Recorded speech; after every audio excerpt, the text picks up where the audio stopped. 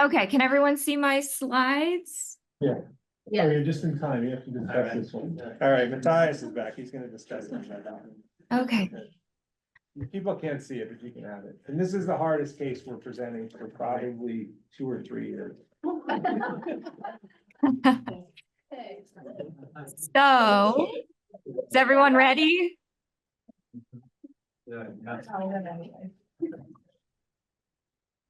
Okay, thanks, Dr. Cohen, for this interesting case. So we have a 38-year-old female, and she saw an ophthalmologist who saw a retinal problem with hemorrhages. She also has a history of blepharitis and floaters, as well as pale optic nerves for the last 20 years, unknown etiology. Her hair started turning white at age 14. She had a benign brain mass that was operated on in 2020, which was a few years ago, and other brain lesions that are being monitored and reportedly benign. She has been on Promacta for a year and has decreased platelets and red blood cells after her craniotomy. The Promacta is a bone marrow stimulant. She's had anemia her whole life and is being tested for an autoimmune disease, has been negative for lupus and Hermansky-Pudlak syndrome.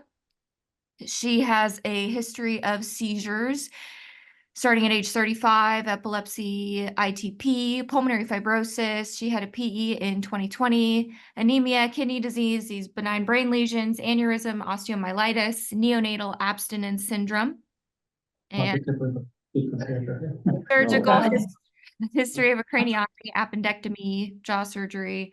For her systemic meds, she's on levetiracetam. And her vision is 20/25 in the right eye and 20/63 in the left eye. Pressures are normal. And she had just moved to Florida, so. That's she came in. Wow, what a history. Yeah. Okay, we have a right eye color fundus photo. Media looks clear. It looks like we have a pale nerve, and I'd say attenuated vessels. Then peripherally, attention is drawn to several scattered whitish yellow nodule white lesions. And then there's maybe superiorly some hyperpigmentation, hypopigmentation. Looking at the macula, there's a hypopigmented spot just superior to the center of the macula. I have a zoomed in photo next as well. Sure, and then temporally, it looks like there's maybe some ghosted vessels or sheath vessels there as well. Mm-hmm.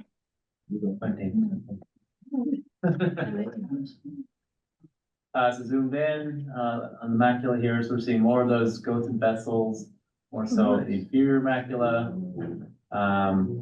There's that white lesion. I'm not sure if that's an artifact or a true lesion there, superior to the center, or superior to the fovea. Looking closer to the nerve, just large, pale, maybe a single dot blot right in the center of the nerve. Oh, in the back. Yeah. And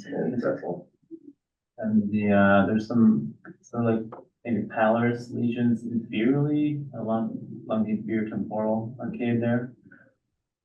Wow, a lot going on here.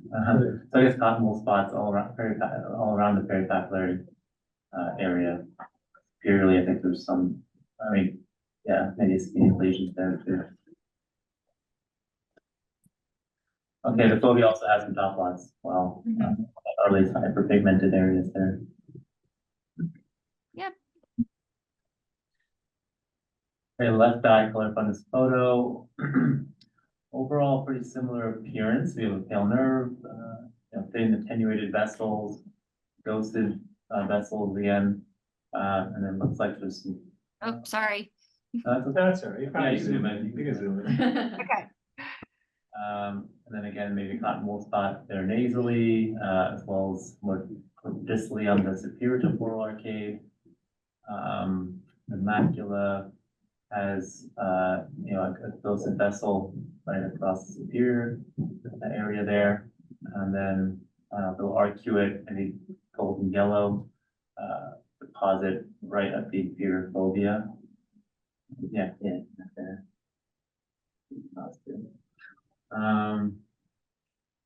Yeah, I think that's about it for this view.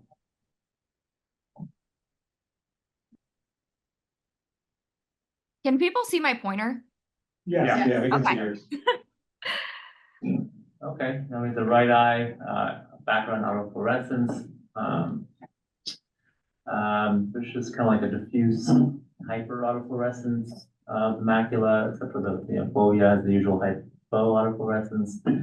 Couple of hyper autofluorescent spots you can make out, just sort of temporal to the fovea, or the parafoveal area there. And then inferiorly, it looks like, I don't know, that's just like a washed out portion of it. It looks like hypo autofluorescent speckled I areas think there. that's probably artifact, Yeah, probably the artifact. edge of the pictures. Artifact, we see a couple hypo-autofluorescent spots, maybe correlating with dot plots, in the inferior to the, right here. The little hypo-autofluorescence there and hyper-autofluorescent areas. Otherwise, that's all I can take from this image. Similar. Rats. I was thinking of this machine. It reminds me of Matrix when the machines are coming through to kill everybody. You know, they're gonna come through the walls and kill us all. Okay, now we have the left eye here. And a similar hyper-autofluorescence generally. And then not being too many specific areas, and again, keep moving. Great. Oh, that's all right, go ahead. Okay. He was lingering. Okay, we have the OCT, obviously the symmetry. Nasal and oral aspects. Can you guys hear us in here? It's a little noisy.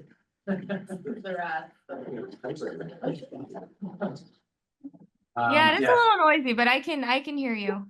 Okay, yeah, so there's thickening, more the nasal symmetry, like at least the perfect retina, the temporal side of the OCT, with a normal architecture for nasally.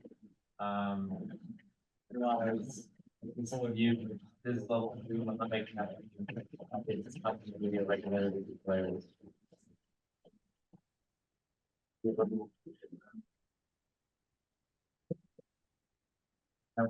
Left eye, similarly, looks like we, in symmetry and thickness, nasal temporal half here, retina temporally, and it appears to be a deposit near the fovea.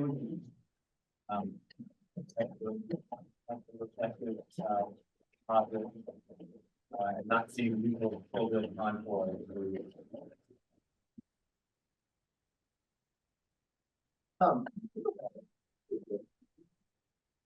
have more thickness mapping.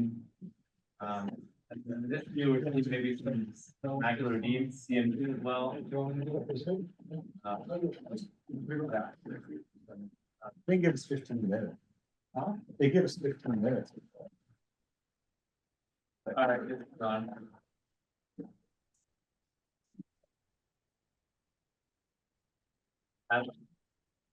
I'm sorry. I'm having a little bit of a hard time hearing.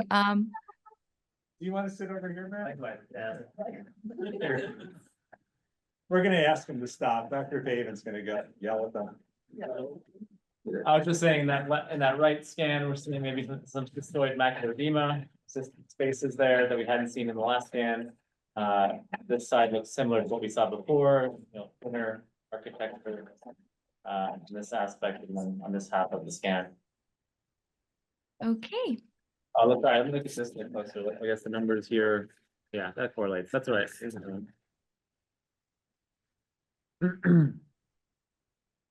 All right, now we have FA, looks like an early phase, kind of a splotchy pattern, of the choroidal vasculature, hyper and hypo fluorescent areas, but otherwise nothing too striking.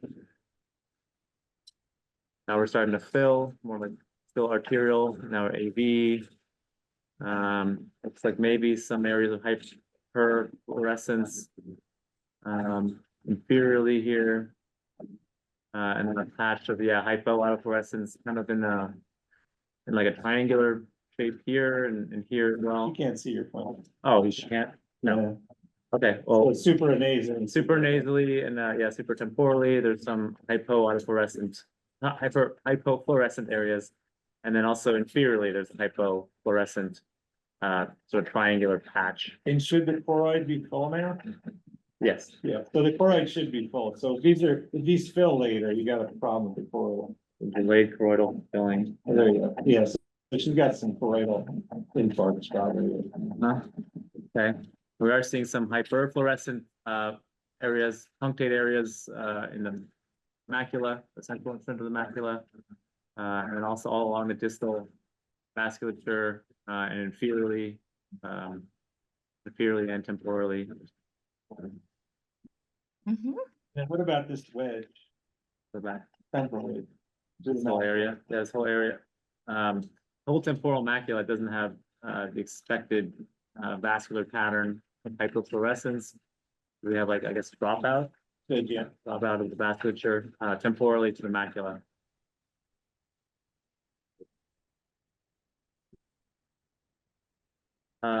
Now we're sort of zoomed Yeah, out. this is an ultra wide. So that first one's an ultra wide in the Heidelberg, and then this is an ultra wide montage. This is pretty much out to the aura. Okay, now we have really peripherally, we're seeing punctate hyperfluorescent lesions, sort of scattered, multifocal, predominantly temporally, but also there's some inferior nasally, and then a little chunk of them superior nasally. Yeah, But what about your vasculature, your non-perfusion? the non-perfusion where we saw it before, temporal to the macula, and then, I mean, really peripherally, I guess we're dropped out as well. Yeah. Huh. And this is a late picture. Okay, late picture, sitting again, still the dropout, the vasculature temporally, and then similar areas of hyperfluorescence inferior temporally, and a spot of hypofluorescence superior nasally, just proximal to the nerve. Okay. Okay. The left eye, now we're in the earlier kind of AV phase. We're seeing again some punctate hyperfluorescent spots around the center of macula. Perhaps peripherally, we're starting to appreciate some vascular dropout again temporally. Keep going. So Okay. just for Dr. Pavin, could you just go back real quick? You guys see these pictures. Are pretty interesting. So just go back and show the other. I just roll through them so we can see them on the right eye. So this is for early. And then you see the non-perfusion and then wide angle. Okay, and then there's funny spots in the periphery. Okay, thanks. Okay, we keep going from this one. I think we saw this one. All right, now we're more zoomed out again. We're seeing, I think, appreciate again a lack of vasculature, really peripherally in the inferior aspect of the retina. Yeah, that's the main takeaway here. And then did you comment on these vessels that are? I guess they're more hyperfluorescent and tortuous. Yeah, a little dilated too, wouldn't you say? Yeah. Okay. Well, yeah. Increased caliber. As we approach the avascular areas, the vessels change in their caliber and tortuosity. We're not seeing the as much of those like punctate areas temporally in this eye. Otherwise, similar temporal pattern of vascular non-perfusion. Good. Really nice with the imaging there. So.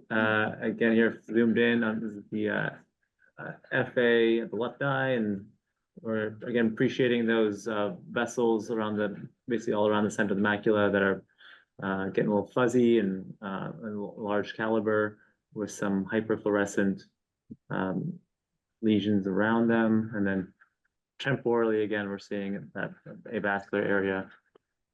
So the dilated vessels, are they arteries or arterioles or venules? The one on the right, specifically. The venule. That's an arterial. Looks big. So if you follow the one temporally, And what On this the one? yeah, that one, the periphery, can you, Okay, that one, yeah. So if you follow that back, we go this way or this way? yeah, I that's think it right. goes that way. And this is an artery. Yeah, so that's an arterial. So in arterials auto-regulate, retinal arterials auto-regulate. So do you know what that means, auto-regulation? So what they do for oxygen, they auto-regulate to oxygen. Yeah, they'll like constrict if there's already a lot of oxygen, and then if they'll dilate when there's a low Yeah. oxygen environment. So I think that's what you're seeing there. So I think you're seeing an arterial going through a low oxygen environment, that's all, and it's dilating, I think. Okay. All right, fine. Her Okay, hair then is we're looking white. at white hair with some purple dye. Yeah, she died. And some hypopigmented skin. Her husband and her have been together since they were 14. They're really cute. And he was an ophthalmic technician. That's why he knew her nerves had been pale for 20 years. Because he worked in an ophthalmology practice up in New York, and they never figured it out, but they had pale nerves. Oh gosh. I gotta I can read the report on this as well. Sure. I mean, This was No.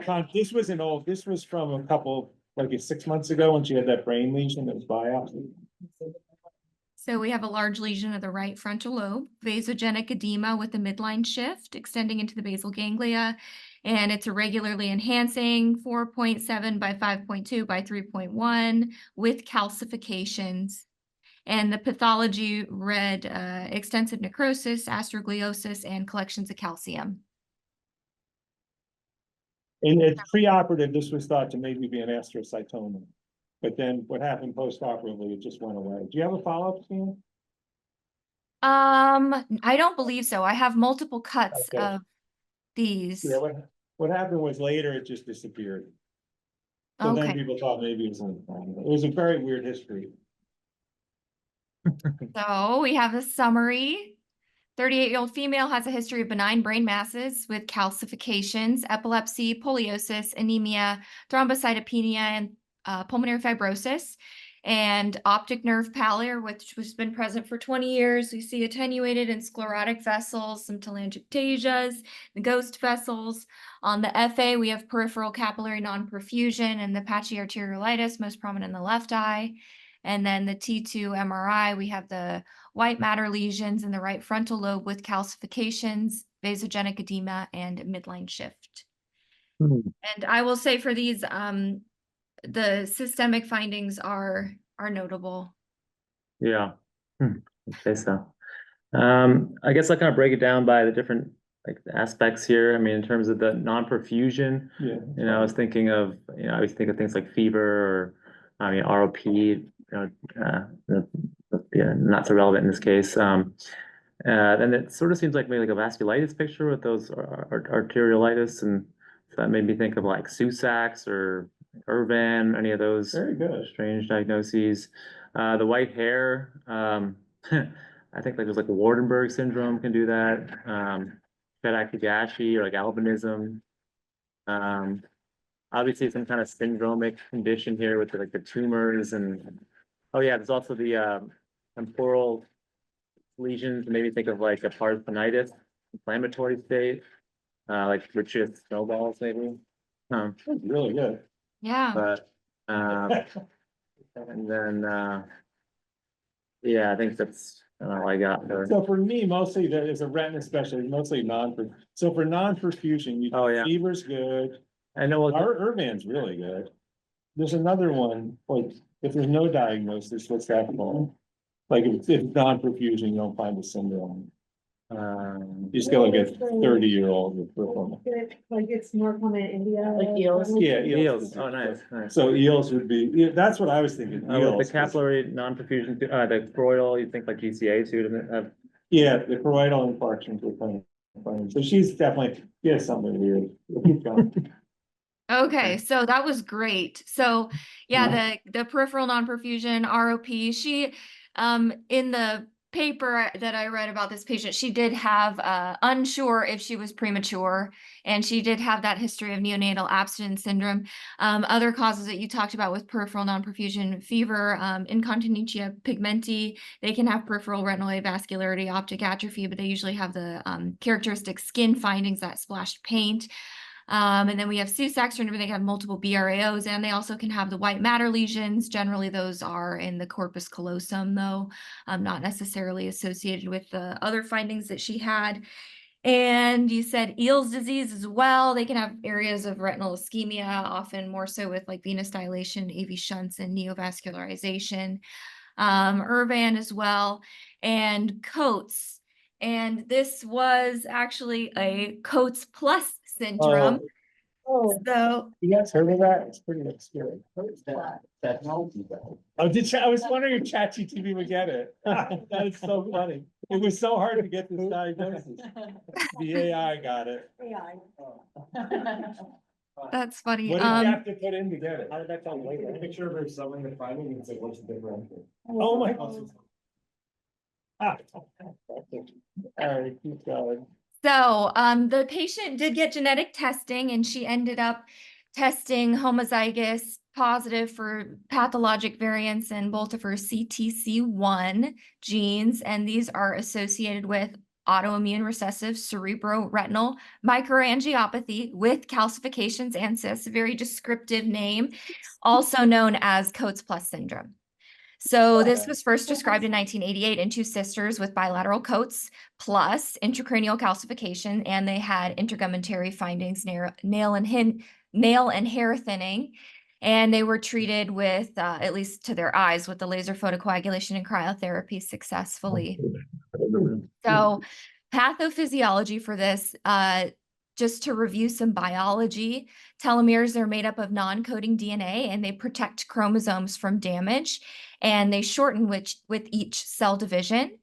Telomere biology disorders, also known as telomeropathies, are a spectrum of illnesses that result in pathology of telomere maintenance.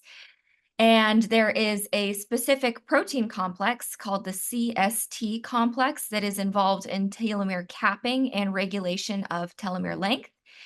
And the CTC1, the conserved telomere maintenance component 1 gene, encodes for proteins that are involved in the CST complex. So it's the C part of the CST complex. The S is the STN1, and the T is TEN1. So that forms the CST complex. Autosomal recessive mutations in CTC1 gene cause Coates plus syndrome. Very rarely, this can be caused by, this Coates plus syndrome can also be caused by STN1 or TEN1 genetic mutations. And again, that's just because they're all a part of the same protein complex that helps regulate the telomere length. And the presentation for this, the classic triad is intracranial calcifications, leukoencephalopathy, and retinal telangiectasias and exudates in childhood, and they're bilateral. So it looks like a bilateral Coates disease plus the CNS findings. So the cerebral findings, we have the calcifications, the cysts, the leukodystrophy, and this leads to the symptoms of seizures, cognitive decline, and ataxia. And in the retina, you get capillary non-perfusion, telangiectasias, you can have exudate, vitreoretinal traction, and they can also have a myriad of other systemic findings. They often have integumentary pathologies as well. In our patient, she had poliosis. They can have other nail and skin findings as well. Also often will have osteopenia. They can have GI vascular malformations as well, which can lead to GI bleeds. They also often have anemia and thrombocytopenia, and in our patient, she had previously undergone testing for Hermansky-Pudlak because of these systemic associations, is my presumption. Yeah, I can tell you that scan, the MRI scan we looked at, it turns out one of my patient's sons is head of the leukoencephalopathy clinic at UF, which is, I think, one of the only, I don't think USF has one. And he looked at the scan and goes, yeah, that's a leukoencephalopathy. He just looking at it. And the patient had surgery in New York for possible glioblastoma.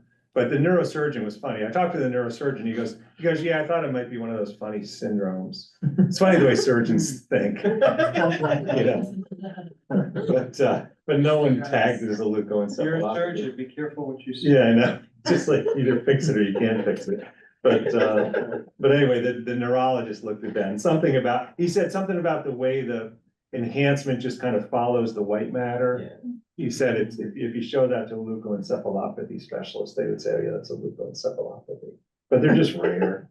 It's hard to read rare stuff. You show me everything. Plus is doing a lot of heavy lifting, plus here. Yeah. Your differential is amazing. So a diagnosis is based on the clinical presentation, which can be quite variable, but generally includes that, or almost exclusively includes the triad. So the diagnosis is the clinical presentation plus genetic testing. You should have a high level of suspicion if you're presented with bilateral Coats disease or atypical ROP, and they have systemic findings that aren't attributable to prematurity. And treatment, there's not really a treatment algorithm because it's quite rare. When I was looking it up, it looked like there had been like less than 50 cases, almost exclusively presenting in childhood or neonates. And there's only been a handful of cases that present in adulthood. So it's often diagnosed or often misdiagnosed as ROP.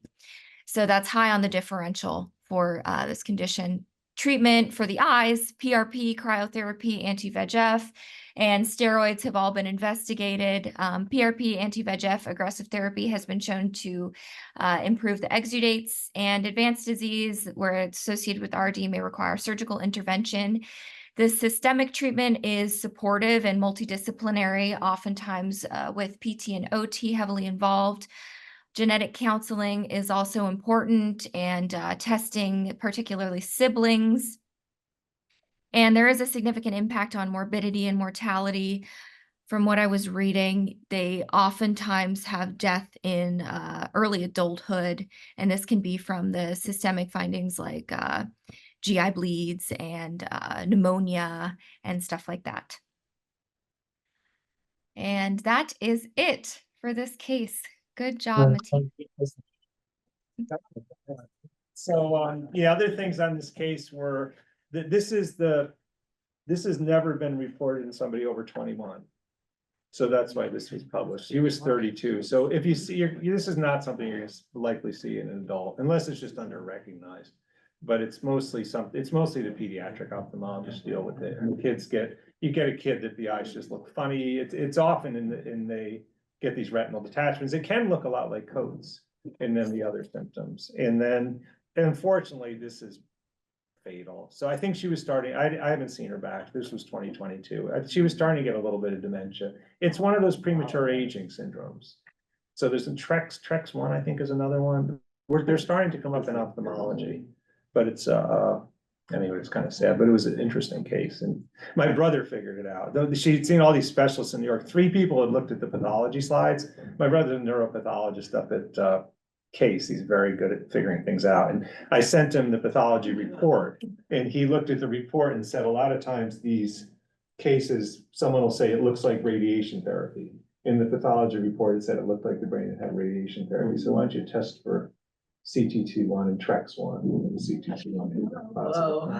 Yeah, I was gonna ask how you do the test for CT1. He's good at figuring stuff out. Oh, you can test for genetics now. Oh, it just does a broad panel. Yeah, and no, you can do, I think there's a panel that includes that. There's a small one. Okay. There's a leukoencephalopathy. And I think it does CTC1 and TREX 1 and whatever. I think I paid for it. I think it's like $250 or $200. So I think I'll just pay for it. That's worth it. Yeah, I don't know. I get to figure out the case. It's a good. Yeah, that's good. All right, nice job. Very well.